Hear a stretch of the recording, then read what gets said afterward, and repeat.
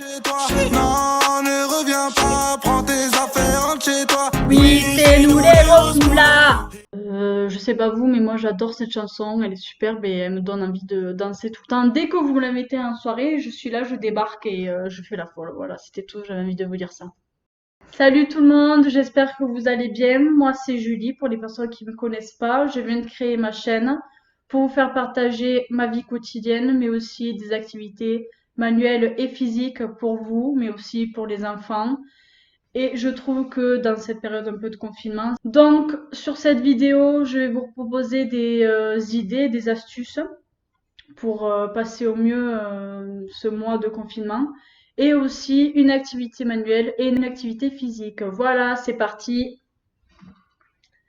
Donc, pour ma petite astuce, je trouve que ça serait cool pour tout le monde, que ce soit pour les enfants, mais aussi pour les parents ou pour nous, de faire des plannings de semaine en semaine. C'est-à-dire d'organiser par exemple le dimanche après-midi, la semaine à venir, de faire chaque jour une activité manuelle et physique pour les enfants, pour les occuper. Et pourquoi pas aussi caler des petits temps libres où les enfants font ce qu'ils veulent et nous aussi pour se retrouver. Et ces semaines peuvent être basées sur des petits thèmes qu'on peut proposer aux enfants. Donc thèmes animaux, couleurs, fruits, légumes que l'on peut faire une semaine, puis une autre semaine proposer autre chose, etc. De faire des activités autour de ce thème-là. Comme ça, les enfants ont comme un fil conducteur toute la semaine. Et pourquoi pas, à la fin, faire un petit compte rendu, un petit quiz avec ce qu'on a vu la semaine. Voilà. Par contre, pour moi, c'est important aussi de différencier la semaine et le week-end. Pourquoi? Ben, tout simplement parce que en général, le week-end, je me repose un peu ou je fais mes activités et mes petits loisirs pendant cette période de confinement. C'est important de différencier la semaine et le week-end. Voilà. Donc du coup, pour vous donner un petit exemple, imaginons un dimanche après-midi en famille, on réfléchit à un thème. Donc on lance le thème animaux. Donc pourquoi pas faire tous les matins une activité manuelle, sachant que en général les enfants sont plus calmes le matin. Enfin, j'espère pour vous. Sinon, ça risque d'être un peu compliqué, mais en général ils sont plus calmes. Et une activité l'après-midi autour du coup de ce thème animaux. Durant la journée, vous calez 1 heure le matin, 1 heure l'après-midi, et pourquoi pas le midi et le soir, inciter les enfants à préparer à manger, mettre la table, faire la vaisselle. Ça peut toujours les inciter à faire des tâches ménagères qu'ils n'ont peut-être pas l'habitude de faire, et vous aussi vous débarrasser un peu et souffler. Ensuite, par exemple, si sur une journée on a prévu tout ça, on peut aussi mettre en place un temps calme ou libre pour vous, mais aussi pour les enfants. Et pour le week-end, laissez les enfants, mais aussi vous-même, tranquilles et posés. Voilà, choisir le moment même, ce que vous avez envie de faire et ce que vous voulez faire. C'est une petite astuce que je vous propose. Peut-être que vous l'avez déjà mis en place. Si ce n'est pas le cas, pourquoi pas le faire? Ça peut prendre un dimanche après-midi, comme je l'ai dit, ou vous voulez, si vous voulez le faire tout seul ou pour vous-même, vous pouvez. Voilà, j'espère que j'ai été claire. Pour aujourd'hui, moi, je vous ai réservé une petite activité manuelle qui est les origamis. Donc, des origamis, on peut en faire de plusieurs façons. Donc là, un petit cochon pendu au plafond. Non, c'est pas du tout ça. Ensuite, ensuite un petit chat et un marque-page. J'ai aussi fait un petit cœur, mais je trouve qu'il est un peu compliqué pour les enfants. Mais bon, pourquoi pas. Donc pour le petit chat, c'est simple. Bon, regardez pas trop le dessin parce que je suis pas super dessinatrice. Vous prenez une feuille de ce format-là ou même plus petit. Le but, c'est ensuite de la plier comme un triangle. Hop, je vous le fais en direct. Voilà. Donc là, vous avez la feuille pliée. Et le but, c'est de prendre le format de la feuille qui sera comme ceci, à partir du triangle que vous avez coupé. Vous avez donc votre format carré sur cette feuille. Vous pliez un triangle une fois. Ensuite, vous prenez les deux petits bouts, vous les pliez sur eux-mêmes, comme ceci. Vous tournez la feuille et là, vous avez ce petit format. Ensuite, vous pliez le petit bout derrière et vous avez votre petit chat.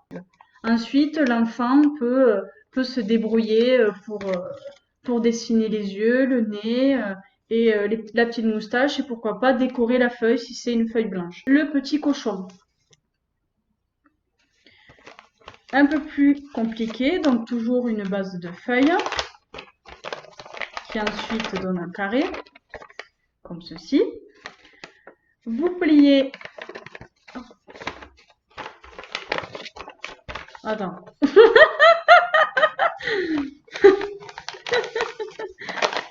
Vous pliez en deux.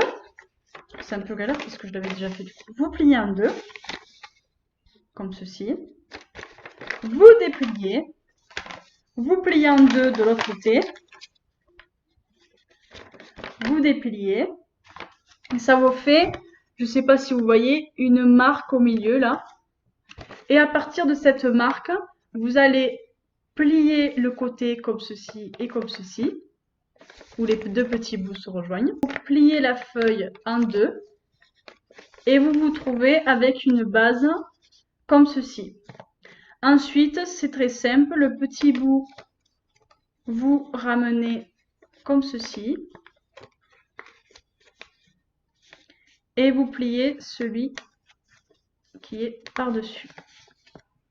Voilà, là vous avez votre petit cochon.